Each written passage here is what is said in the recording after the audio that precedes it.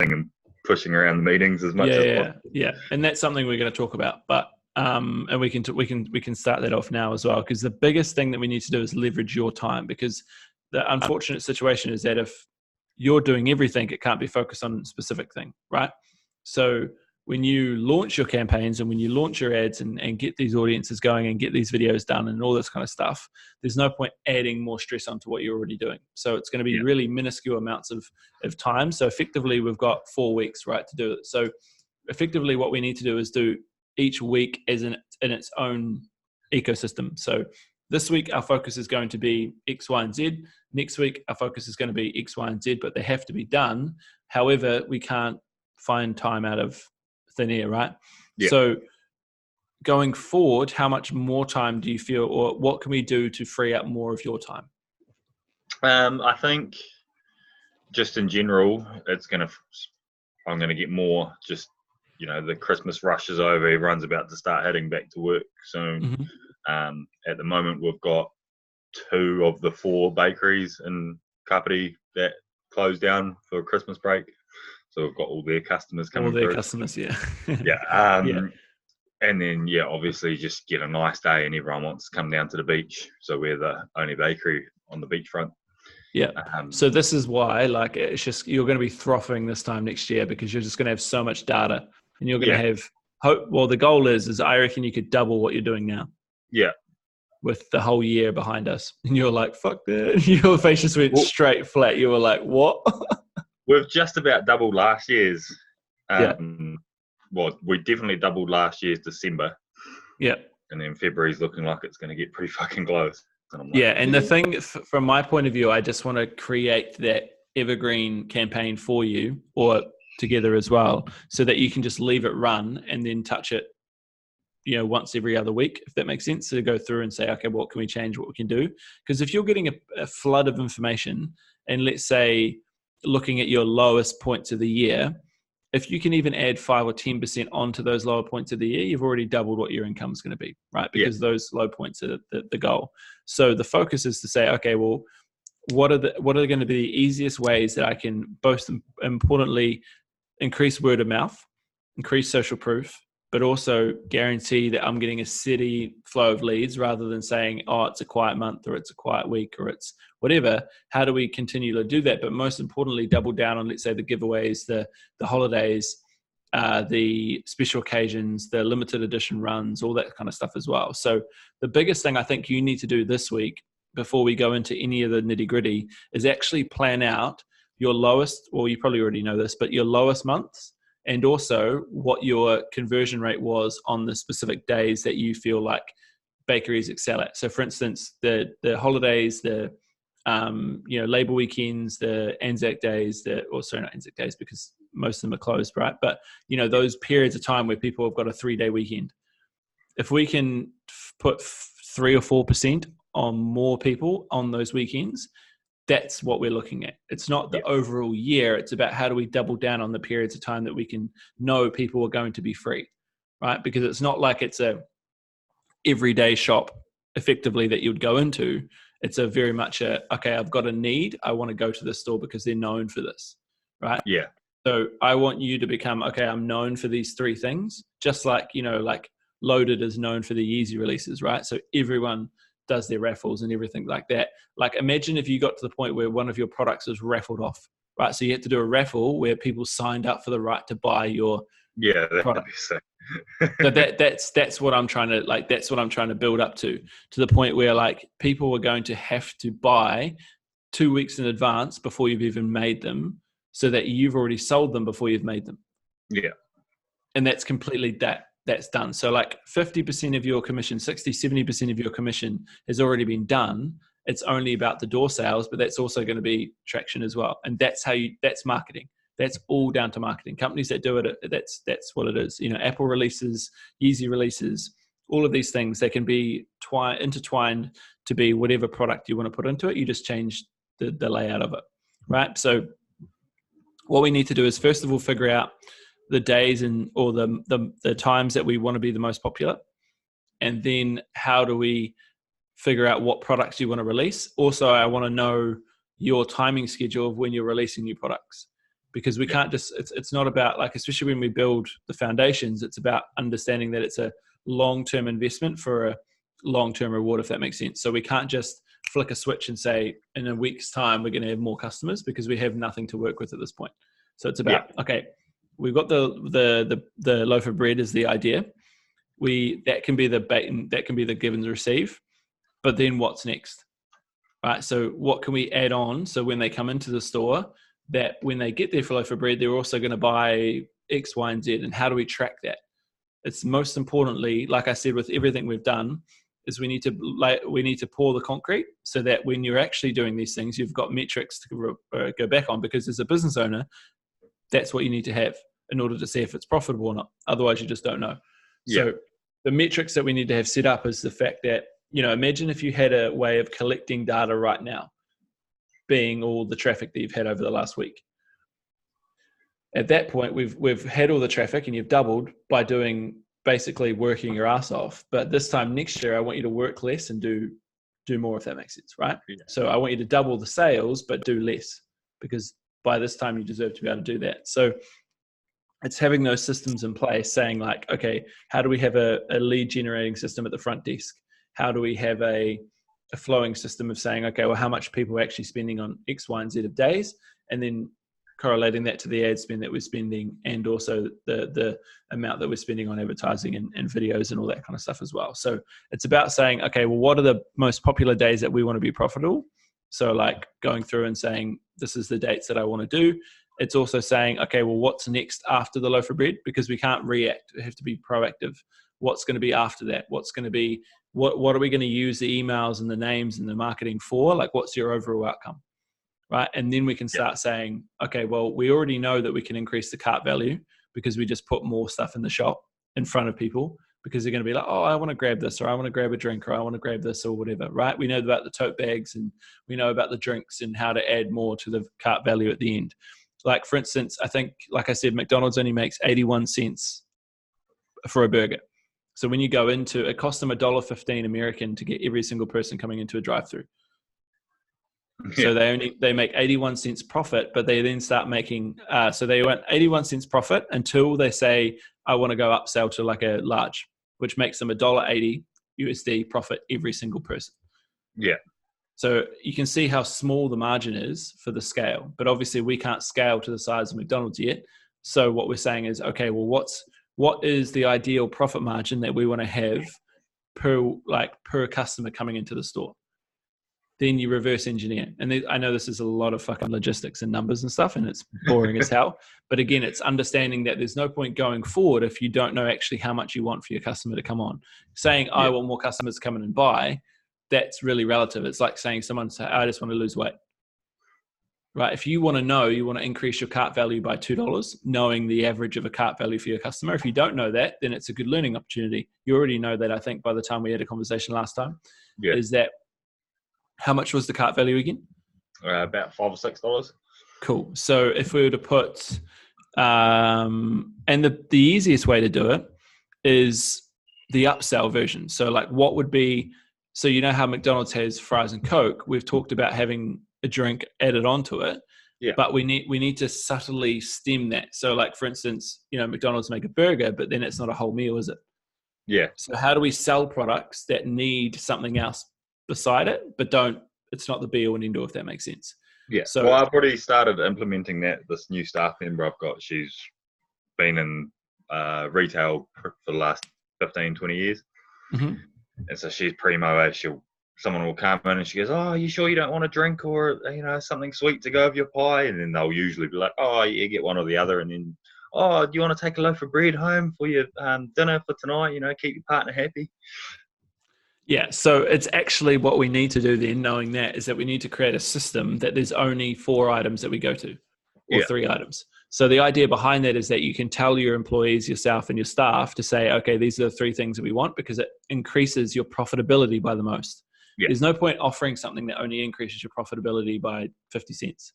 Because ideally we would want to put, what would we say? We want to aim for, let's say, 20%, right? Which is let's go. So you said average cart value is $5. So So even if we put $1.50, that's 30% increase per customer. Right. So again, this is coming back to the question, how much do we want to put on? Now, I think $1 or $2 is going to be a lot, but then have a lot of profit, because if you did that net profit, how many customers do you get in per day? Anywhere between 50 to 100. So that's an extra $100 to $200 per day by just increasing the cart value by $1.50. Yeah. Right. Because you can see the logistics. You've already done all the hard work, right? If you're starting from scratch, it would just be a big dream. But the fact that you're already getting 100 people coming through per day, roughly, and if you increase by just doing nothing, like you're doing nothing for it, it's complete profit. And this is where I said there's no point offering items that are either too expensive and or they don't give you enough net profit. Yeah. So going through maybe over the when you get a free chance, saying, okay, well, do you like, for instance, a question I ask you right now is, do you know what makes you the most money? Yeah, definitely our bread.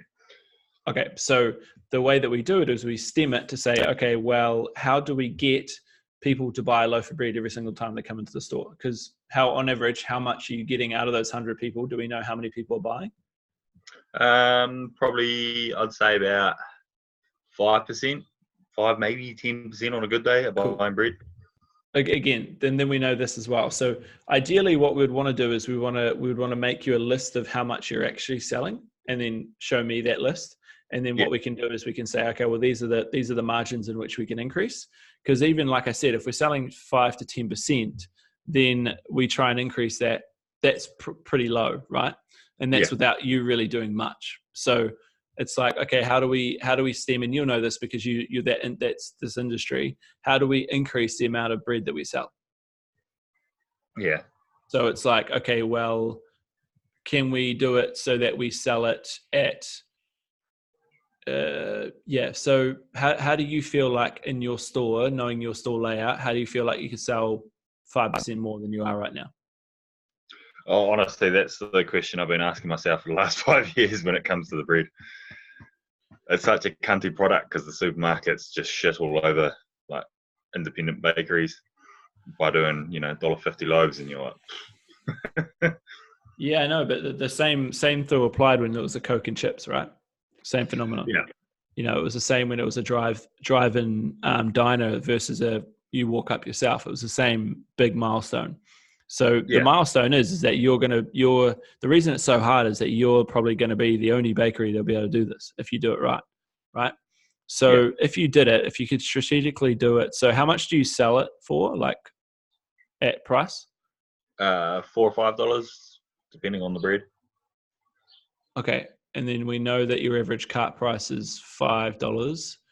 So yeah, because the way that we could do it would be bundling it up with it, so they go for the bundle rather they go for the single item. So because do you have bundles at the moment?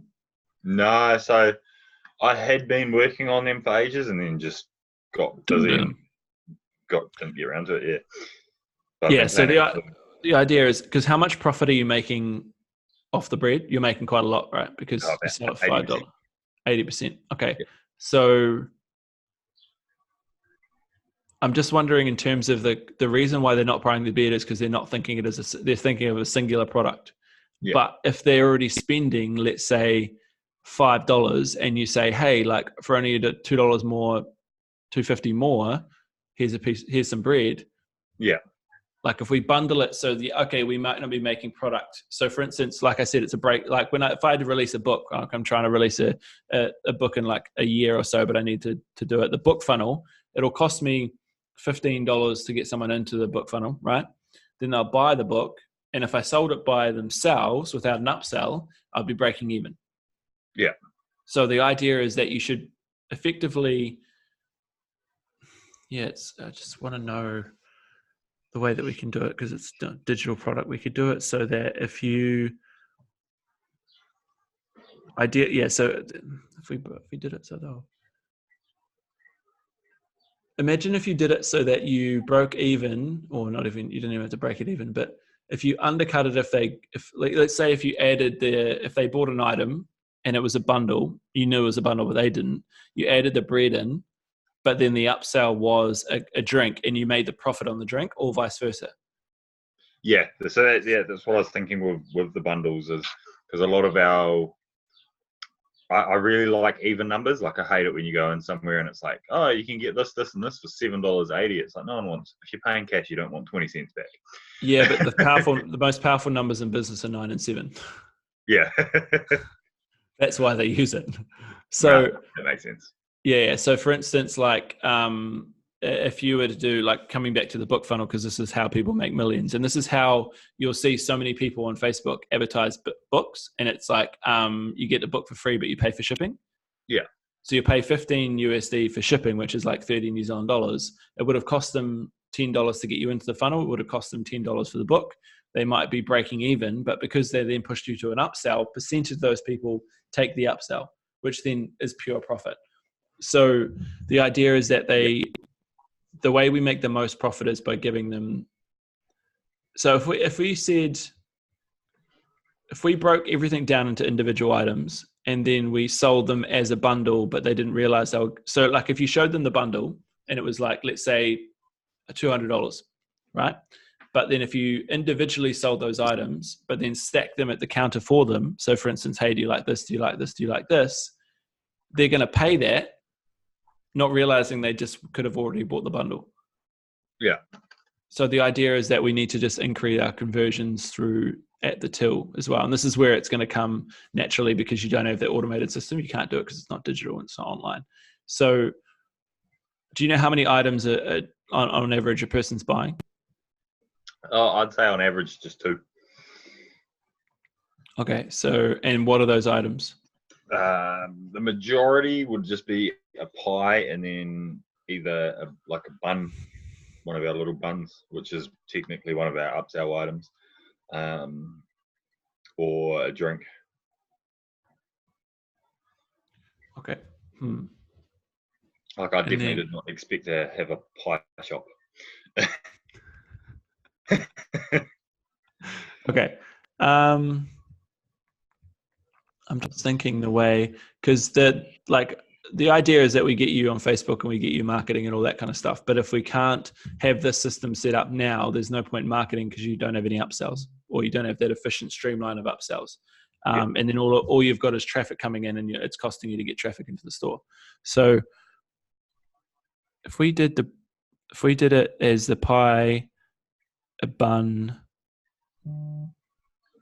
a drink or a loaf of bread, how much profit do you make on drinks? You don't make a lot, do you?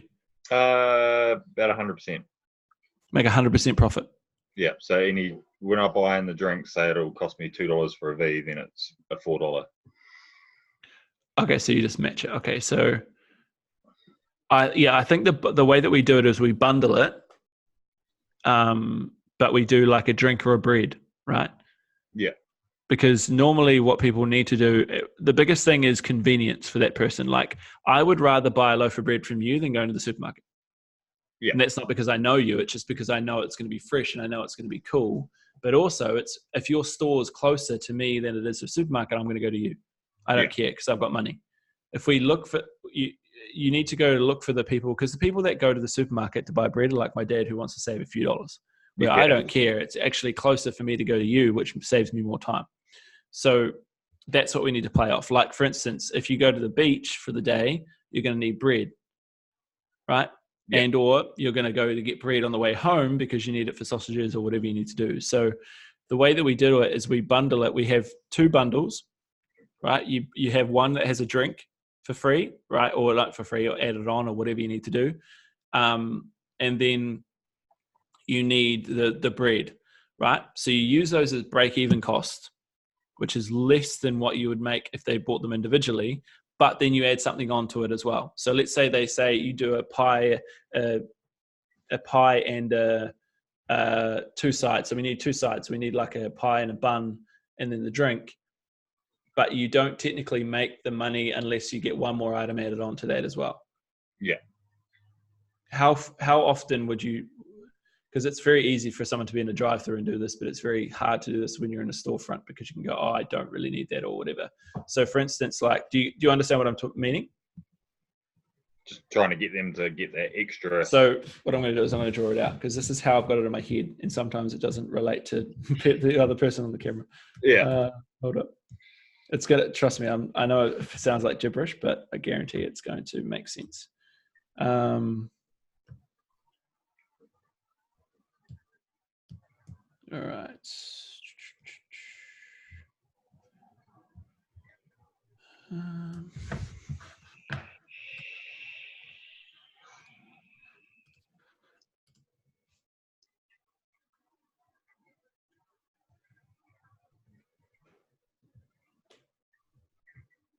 Right. So what I mean by this is that, like, ideally, the best systems work in threes. So normally the single product is going to be here, which could be a pie, right?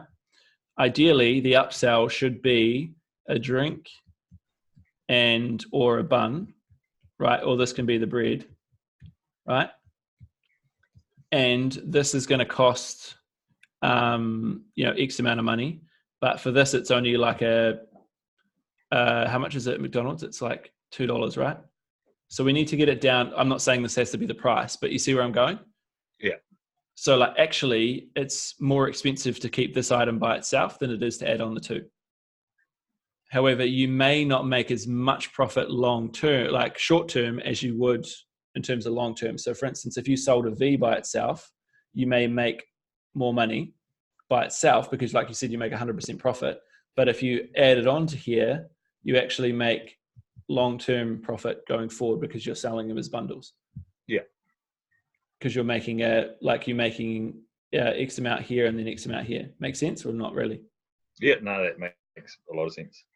So, and I know you've talked about bundles in the past, but what I was thinking was that you can go like, if they're already buying a pie plus a bun,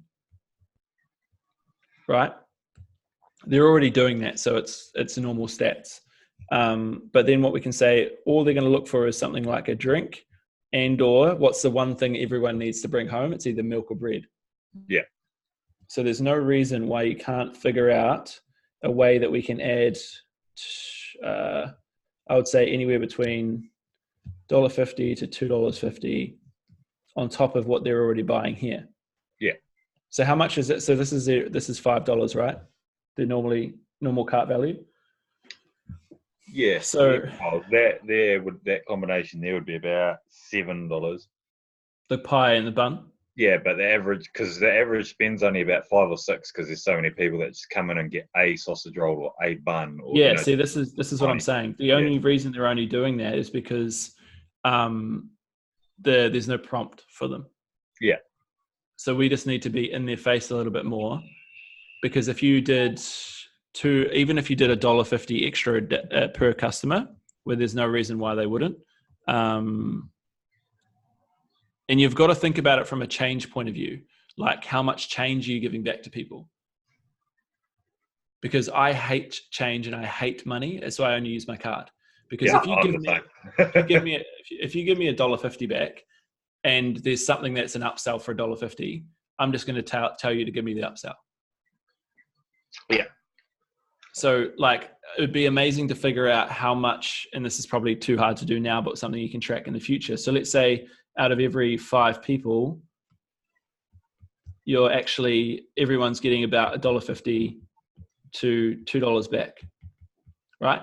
Meaning that if you made one of the upsells that much money, they're just going to give you that money because you've already got it. Because remember, you've already given them, like for instance, on a book funnel, the reason why an upsell works so well is because I've already got their card details. So they're just going to take the upsell because they don't have to put in their details again. Yeah. So the idea is that we need to use the amount of money that people are giving us in change, or you're giving them back in change. Right. And then that's how you figure out your upsell. That's effectively how McDonald's did it. That's effectively how everything happened before credit cards and debit cards. So if you can figure out how much people are giving, or you're giving back to people in change, roughly, I would probably say it's either between $1 or $2. I'd be very amused if it was less or more. Yeah. And then you just make the upsell that much more. Like, yes, okay, even if you made it $1, yes, okay, you're making $1 less on the drink, but you're still making a hell of a lot on bread, right? Yeah. Yeah. So you see what I'm saying? So sometimes it's easier to make less profit individually, but more profit together. Yeah. Because either one of those things is going to even itself out. Yeah, it makes Plus, sense. you're going to get rid of a lot more stuff, which means you can, and more people are going to come in. Again, even if you increased it by $1.50, if you got an average of 100 people, and let's say even 30% of those converted, there's 30, like if you did that in times, there's still another 40 or 50 extra dollars per week, per customer, per day extra. Yeah. And then like, if you talked about it from an ad spend point of view, you're not spending anywhere near $40 or $50 on an ad spend per day. So that added income that you're going to get per day is going to cover the amount that you got for the added traffic. Because you're thinking about it from does that make sense, or am I confusing? No, that makes complete sense. So the idea that this is where people go wrong. They're like, okay, so for instance, you've got 100 people coming in now, right? If we ran an ad, our increase would be aiming between, let's say, conservative 5%, right? 5% increase. So let's say an average of, let's say 10 people, just to make it even. An extra 10 people came in and they spent an extra $1.50, $2, which made it, let's say, a $7 cart value instead of a $5. Then you're actually getting profit, because let's say this cost $1 to $2 per person, maybe, give or take. Yeah. So there's always the cost of the person getting into your store versus the profit that you'll make from them buying in the store. So that's where people go wrong. They don't think about how much it costs them to come into the store. And that's where your profit from your original customers are going to guarantee that. So the profit that you can get from your original traffic that are already coming in, like we've just figured it out, $40 to $50, that can be your effective, okay, well, if we take a percentage of that and that's how much we cost to get those people in the store, then all of the people from the store that we've got through Facebook are going to now be profit. Yeah. But it really comes down to what we're going to do in terms of the bundles. And we have to kind of figure out, okay, well, is the drinks profitable? Like our most profitable items are based on the bread and the drinks, effectively, if you're scaling it to 100% profit. Yeah. Because, even if you did it at $2, you're still making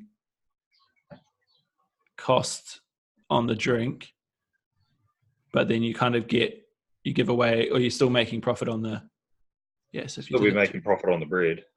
Yeah, but your drinks would be just cancelled pretty much. Yeah. I just want to make sure that the pricing's right, so you're not just giving away a product for the sake of giving away a product, if that makes sense. The thing is, if it's like, it's very hard to say, hey, here's a loaf of bread, but it's easy to say, here's a drink and a loaf of bread. Yeah. You know what I mean? Because you're looking for the drink, but then also you've got to grab bread anyway, because everyone wants a fresh loaf of bread. So, okay. So that sounds like, so one of the first things we need to do is figure out what the packages are going to be. So that's going to come down to having a think for you. So we just need 1 or 2 packages. Yeah, I'll talk that over with my staff as well, because they'll know. Yeah, and get the retail girl on board as well, because she'll be already used to doing upsells. Yeah. So even if it's just her trialing it and then teaching it to other people that are on the till, because it only works if the person on the till is able to push that product. Because unlike an automated system like ClickFunnels, it does it automatically. You're relying on staff doing it. So if that falls down, there's no point doing it. So, and then saying, being, okay, well, how much profit do we actually want to make on these things? So bread and drink, it can be more than $1 to $2, 100%. Because a lot of the ClickFunnels stuff is like $97. So like you're looking at a 10 to 20% increase in that side of things. So I'm only giving you numbers that I'm making up on the spot. So if you want to increase the profitability from it, just put whatever number you want. I would say, I would look at it from a numbers point of view and saying, how much money are you willing to invest in your marketing? And then saying, okay, well, this is how much it needs to be in order to cover the cost. Just realize that we don't know yet how much it's going to cost for a person to come in. That's going to come later on. But as long as we're making profit from those 2 items in the bundle, and this is going to go off market research saying, okay, well, if they're already getting a bun and a pie, then if we said, hey, here's a drink and a bread, but you marketed it saying like, okay, for a drink, for an extra $2, it's a drink, right? Because you're making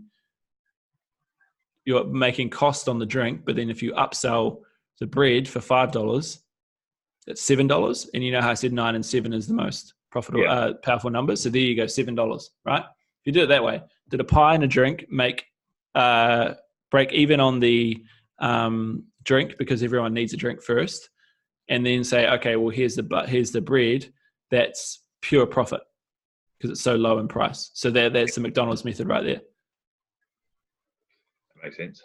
Okay, let's just do it that way. So we got pie plus bun, and then the upsell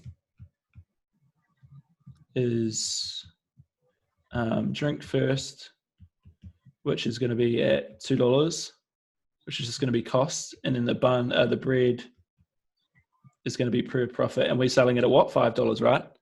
Yeah. So if you make that a $7, so for $7, okay, here's a drink for $2, but if you paid $7, you get another loaf of bread. Because you want to confuse them, you want to put them on the spot and say, wait, did I just pay $7 for a loaf of bread, or did I just pay $7 for a V? Yeah. Right? I just sit there sometimes, I'm like, well, fuck, I just got played. So if we did $5, because then you're making, because you've also got to say, you said one of the hardest products to sell is bread though, right? Yeah, definitely. Because how many loaves would you be selling a day? It varies on the days, but anywhere between 6 loaves to 20. And they're individual purchases, or are they with other things? Again, it's about 50-50. Some people just come in for a loaf of bread, and then others will go, it's the staff I was telling you about, will talk them into, a loaf of bread would be good. Yeah. So even those people that are coming in for a loaf of bread, you reverse engineer it. So if they come in for a loaf of bread, they're saying, okay, the funnel starts at bread, and then your upsell is going to be a pie, right? Yeah. And then another upsell is going to be a bun. And then the final upsell is going to be a drink. Because people don't want to just come into the store for a loaf of bread. I can introduce you to my mum, and then it's a good example of the person that never goes to the store to get one thing. Yeah. Right. We tell her to go to get one thing, and she comes back with like $200 of the groceries. So it's all about understanding that just because the bundle is already set doesn't mean you can reverse engineer it and start with one of the products and then take that person on a journey. This is the difference between your store making like 20% net profit between 40%. It is literally this simple. And this is why I was crazy to be able to jump onto it to do it. So even if you reverse engineer it and said, okay, well, if we took the 5 or 6 loaves of breads that are buying individual, let's say it was 2 people. If we change that to 4 or 5 people now buying a bundle, then you've now made the bundle price of $14. Yeah. So that person went into the intention to buy a $5 loaf of bread, but now she walked out paying $14, or he walked out paying $14. And we know that you're making profit on the bread already by X amount. And this is where I need you to break down the profit margins for me, because I want to make sure that the profit, we need to figure out how much money the funnel makes, or else the funnel doesn't work. Once we made the funnel, then we can market. Once, and this is where it's important for the call to be on. So, all right, again, I know it's annoying, but money wise, how much money we're making on the bread? It's 6 cents, right? So you're charging $5. So let's say we made $4 on the bread. Drink, we're making $2 profit, right? Yeah. $2 profit. And then the pie, how much money? Be about $1 to $1.50 profit. Let's say $1 profit. And then easily the least profitable thing in the bakery. The bun, how much profit? I'd say about 2. So 2, 4, 8. Maybe even more now, actually. 5, 9, 16. So the whole bundle is worth $16 for us, right?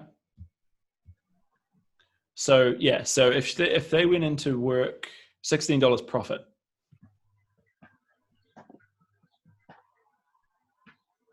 But the total cost of the whole bundle is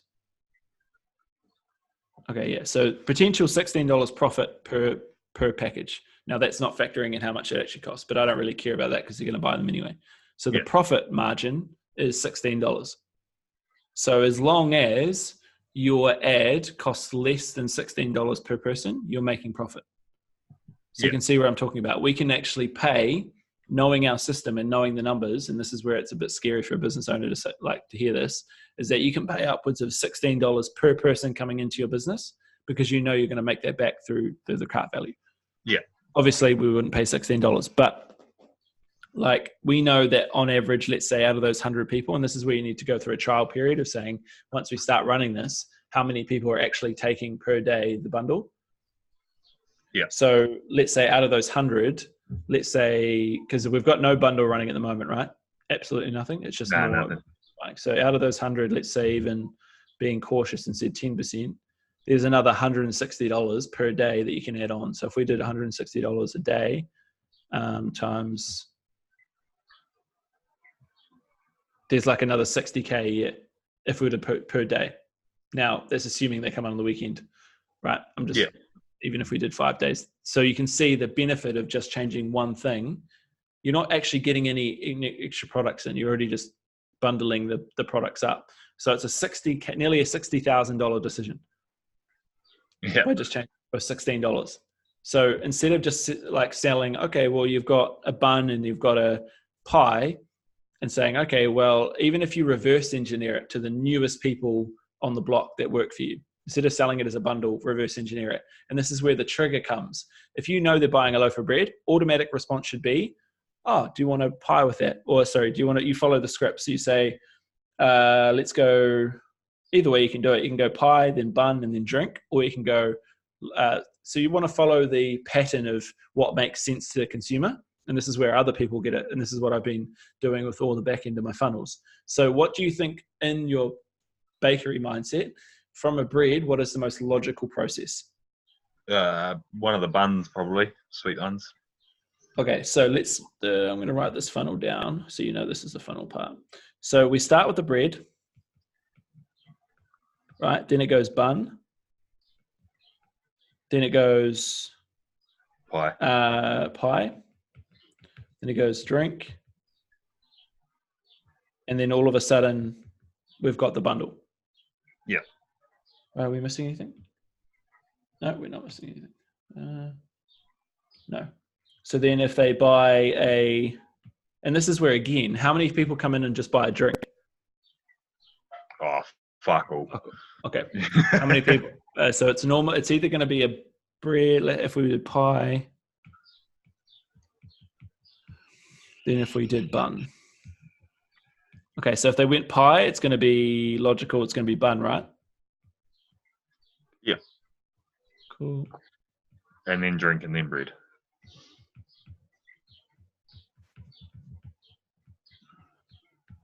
Then if it was a bun, it's going to be pie. Then drink. That's the one that can go either way.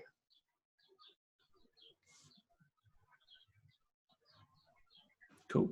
Okay. So which way would you normally think it would go? Or is it just really 50-50? Genuinely. So 50-50 on the 50-50 on the second product? Yeah. So that's between a pie and a bread. Or yeah. pie so and pie. Yeah. If they went bread, then you'd go pie next. And then if they went pie, you'd go drink and then bread. Okay. So if they went bun though, what do we? So if they went bun, you'd go what? Either way? Yeah, either way. It just depends on, you just sort of make the call on what the person looks like. Okay, cool. And then you would go.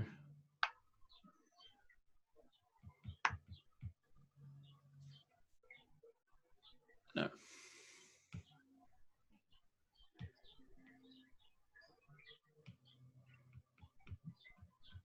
Cool. And now you've got to think about it from a downsell point of view. Now, you think this sounds like a lot of time being at a till, but it's not really. It's like 20 seconds. So yeah. We've done the upsells. So these can be the upsells. But now we would need to do downsells. So downsells are going to be Like, so for instance, if I gave you a free ebook, you clicked on the button, it pushed you to my $97 offer. What you want to do is have a down sell that's effectively a smaller investment, but still going to make you profit. Yeah. So you may not have down sales at the moment. Nah, probably not. No. Yeah. So these are things we can think about, because you're going to get a lot of people that say no, but you're also going to get a small percentage that say yes to the upsell, but you're going to get a lot of people say no. So the idea is that we cover our butt by saying, okay, what's our downsell? Yeah. So these can be things like tote bags, or like little bars, or things that you have around that are like quite small items, but going to make you a good amount of profit still. So effectively, we're making $16 for our upsell. If we were to make even $5 to $6 in our downsell, that's still going to be a good time. So is there anything right now that we could make $5 or $6? So what I'm talking about is, like, if you were to put it on the chain, it's going to be about $2 each item.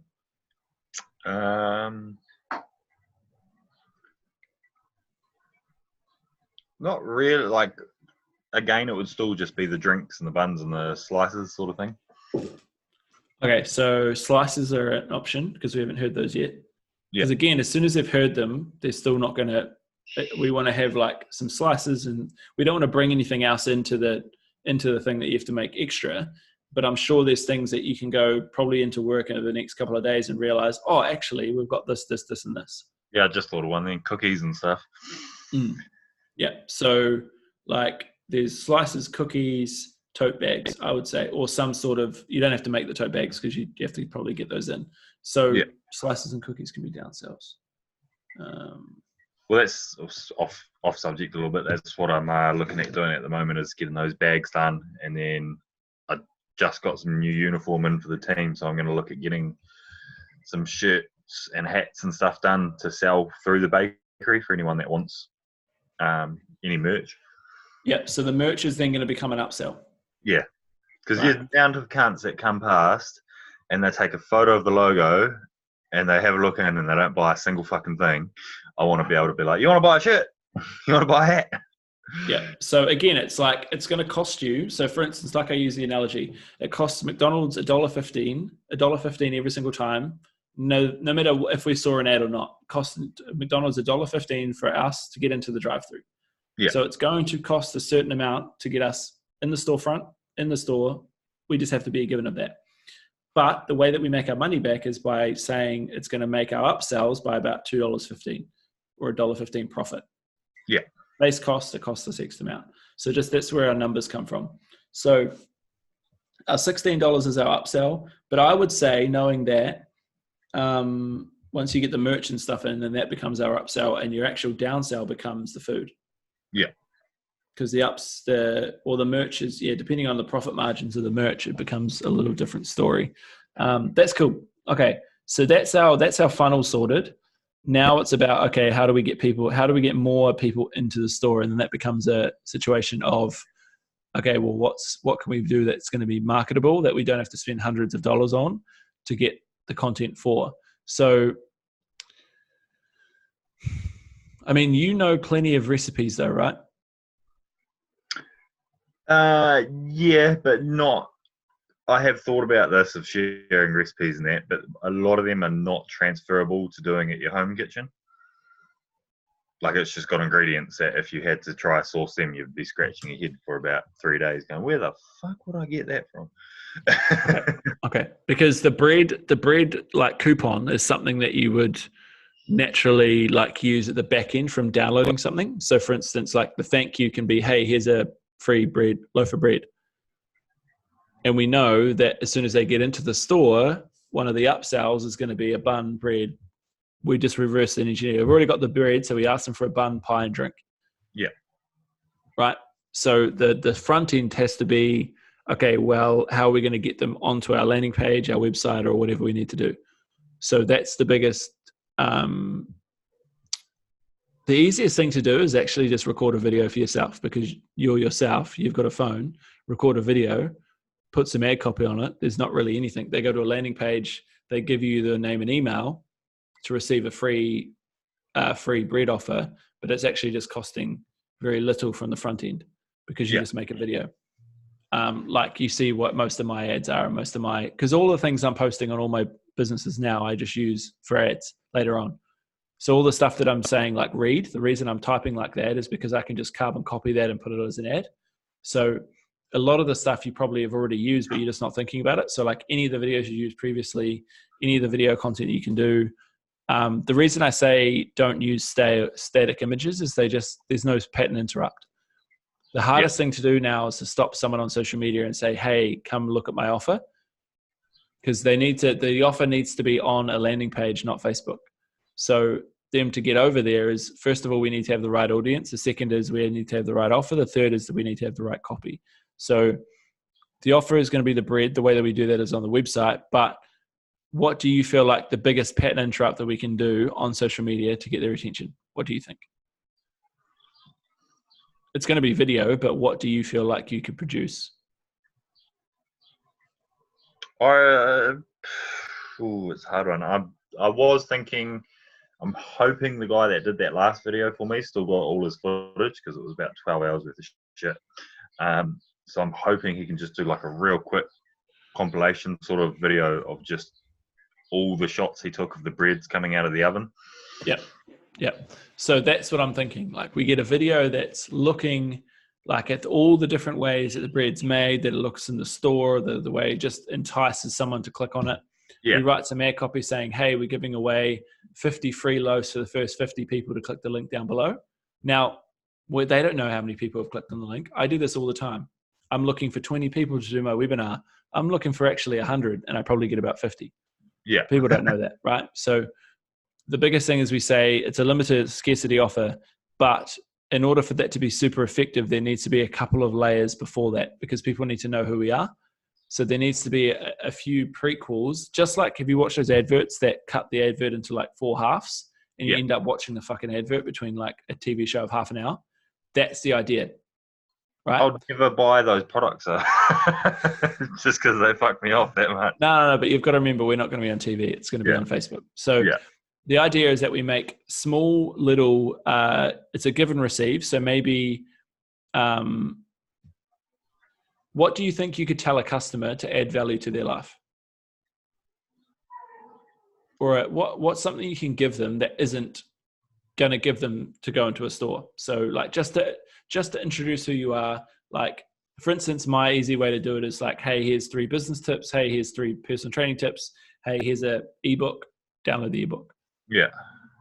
We can give them the offer straight away, but because it's a scarcity offer or because it's just an offer and people haven't seen you before, they're going to be like, I don't know. I think it may actually work quite well because it's an item, not an actual product. And because it's not like a dodgy website that people are going to or like a dodgy ebook or whatever. It's an actual item that they can go into. I think it might be a little bit better, but we can see how that goes. But I would like to have a few more layers to just make sure the quality of the person coming in is going to be actually what people want to buy. But there's ways that we can bypass that. How quickly do you think you can get the video? Depends on what this dude's up to, but hopefully pretty quick. Okay, cool. Shut up. Okay, so the to-do list of what we want to do now is we want to get that video done or have an idea of where we want to go. We've done together what we probably needed to do before, but we've done that, so we've nailed that on the head. So we need to do video. We need to do numbers. And then we need to do, no, I think that's it. Okay, cool. So if you can get the actual confirmed profit margins on each of those items for me, just to make sure that that's how much we're actually going to make. Then if we can, between now and next week, try and get an idea of when we're going to get the video, right? I really want to start. So you said you want to launch your campaign in February. Yeah, because it'll probably start to slow down by March, but then we'll start rolling into Easter. But that's I've got So that all. yeah, start in February, and then our goal of being like smashing it out of the park is by Easter, effectively, because that's the first weekend of that side of things. Cool. Well, plus for bakeries, as soon as Easter's over, that's it until summertime, like until the Christmas starts again. Yeah, but that doesn't necessarily have to be the case if our marketing is correct. No, well, that's the plan. Is that for sure. As soon as Easter's done, it stays on that high. Yeah. Done. Let's go. So I've got a meeting with a potential new baker on Thursday. So that's cool. Awesome. So stage 1, right? I'm going to give you a debrief of what I think is going to be the best stages. Stage 2 is going to be funnel for Easter. Stage 3 is going to be March. When did you say your quiet months was? March between. I can't even remember when Easter is. By about the end of March. Between March and when's it roughly start to actually pick up again? End of November, start of December. Cool. So realistically, the goal is to get as many details as people from the bread offer. So let's say we give away, you need to know how much you want to give away as well. We can't just give it away because imagine if the problem is yes, we feel like there's only a certain amount of people around your area, but if every one of those people took you up on the offer, you may be actually giving away a lot of bread, and you know what I mean. So we need to know how many units.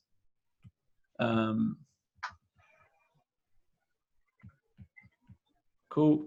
Stage 2 is going to be planning for Easter. So the February till Easter, or a couple of weeks, we'll probably need 2 weeks before Easter to then retarget those people that have just bought the bread, and then to make sure they come into Easter as well. Plus everyone else that's coming towards it. We need to understand what we want to make as our profit margin for Easter, though. So like what's going to be a bundle. So come up with a new bundle for Easter of some sort. Obviously, and then, we'll include hot cross buns. Yeah, so then the process changes. So it's going to be X, Y, Z, hot cross buns, whatever we need to do. So then that's the stage 2. Stage 3 is trying to get increased numbers through March and November. Because by the time stage 3 comes along, we should have all of those people that have either bought bread or got the offer and or have gone through the process themselves. Yeah. So we can go against the pattern interrupt. So stage 3 is going to look like, okay, well, what are the March, April, May, June, July, August, September. So we need if we did one thing every month for the 9 months, we need 9 different things to do effectively. Yep. So then the byproduct of that is that you're going to get extra people coming in. So 9.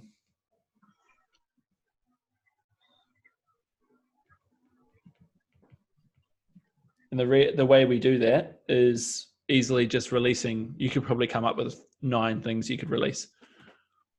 Oh yeah, I've already got about 4. Cool. And the way we do that is that we just do it from the information that we've already been given. So that's where we use the emails, that's where we use the cell phone numbers, that's where we use the retargeting through Facebook and saying, hey, look, I'm releasing an item, go on the waiting list to secure your spot because you're only releasing 50 items, right? Then those people there's going to probably be 100 emails. Email all of those out. They have to be there between the hours of X and Y because then you're not waiting around all day for those people to come in. And they had to pay before they go. Yeah. So that you're going to get a certain amount of profit before you've even released the item. Like I sold a package last night that I haven't even created yet. Yeah. Right. So it doesn't, everyone says, oh, you have to have the product. No, you don't. You just have to sell the product before the product. Cool. So I think that's our game plan. And then between now. Game plan. Yeah, I think that's going to be dope. I think the bread offer is going to go off. I think the funnel for Easter is going to be cool. And then the March and November.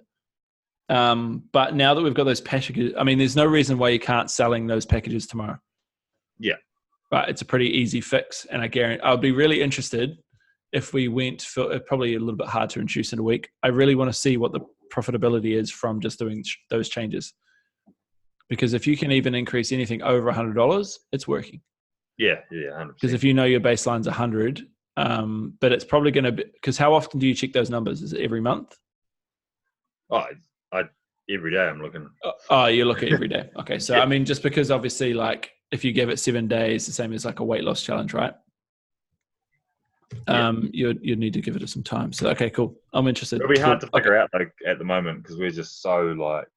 Yeah, that's what I said. So I would say introduce it as soon as possible or as quickly as possible, but don't worry about the numbers until you clear down, because I don't want to stress you out even more.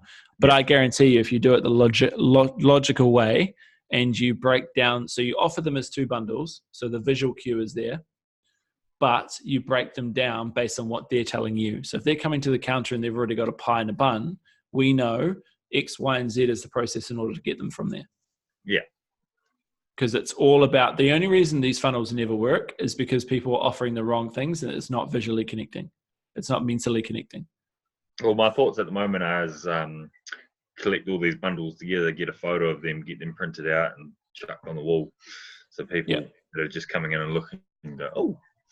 And then I don't even have to get my staff to even say anything. They go, oh, on that bundle.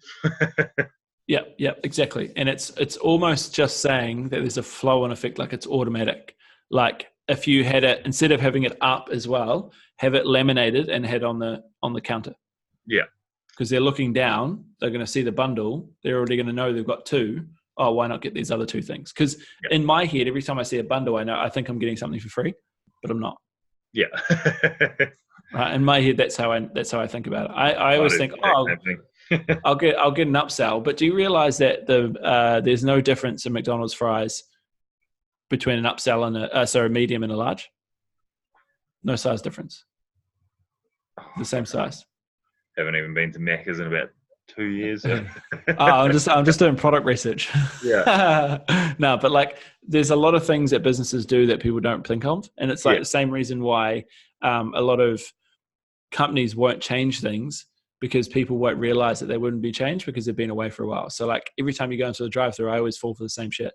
Like it's the same thing. It's the same size apart from the drink, which you make the most profit on. Yeah. So you're going to make the most profit on the bread. How many times does a person need to go into your store that went after leaving your store went to Pack and Save and bought bread? Yeah, exactly. Right. And there is not really any difference between, I mean, your quality of bread is going to be better than supermarkets, but you know, between a loaf of bread at a supermarket is what, like $3 and yours is $5? Yeah. The convenience of me not driving to the supermarket and spending probably $5 extra on gas, I would buy you a loaf of bread. Yeah. So it's about asking the questions that, although they don't look like they want it, just expect every single person to come into the store. That's what they want. They want that loaf of bread. They want the drink. They want the bun. They want that kind of side of things. And I almost put my life on it that you'll get 5 or 10% straight away. Oh, so I think there'll be so many people that are just willing to do it, but you just haven't asked them. Yeah. And people are coming in with their busy lives, they could have had an argument. They could have had a stressful day at work. You know, you just have to ask them the questions. Just like I always start at my highest price and then go down, rather than going like from my lowest price and going up. Yeah. So effectively, every time someone's coming into your store, you're going at their lowest price. The worst thing they can say is no. And don't feel like that person's now going to be annoyed because you asked them all these questions. They're not. They don't care. No one cares. No, I couldn't give a shit about that. Exactly. Yeah. So yeah, I reckon introduce those things, and I'll write this up and put it on Trello, and then you can just follow that step. And I reckon just as of tomorrow, start doing it. Yeah. Because I just want to see that profit come in for you as well. So I think guaranteed, like give it a couple of days, but then it's going to work. Yeah. Don't worry about the visuals. Don't wait till the visuals get in. Don't worry till the board's ready. Because like I said, that's like waiting for your product to be ready. Just sell it. Yeah. They don't need the visual cues. They just need you to tell them. Yeah, I'll start implementing that ASAP. Cool. Yeah, and I'll follow. We've got a call later in the week anyway, so we can follow up on that. That's effectively your PT call anyway. Oh, I did it the wrong way around, but that's okay. So when are we on for week? So we've got Friday at 1:00. Is that still going to work? Yeah. Cool. I would push that earlier, but 1's probably the best. Cool. No, that's fine. That's all good. But like I said, if you want to go later, if you get called into work or anything like that, just let me. Caught up with work, not called into work. Then just let me know. It's all good. Otherwise, Does that cover everything? Anything else that you wanted to go over quickly, or? Nah, not that I can think of. I'm pretty happy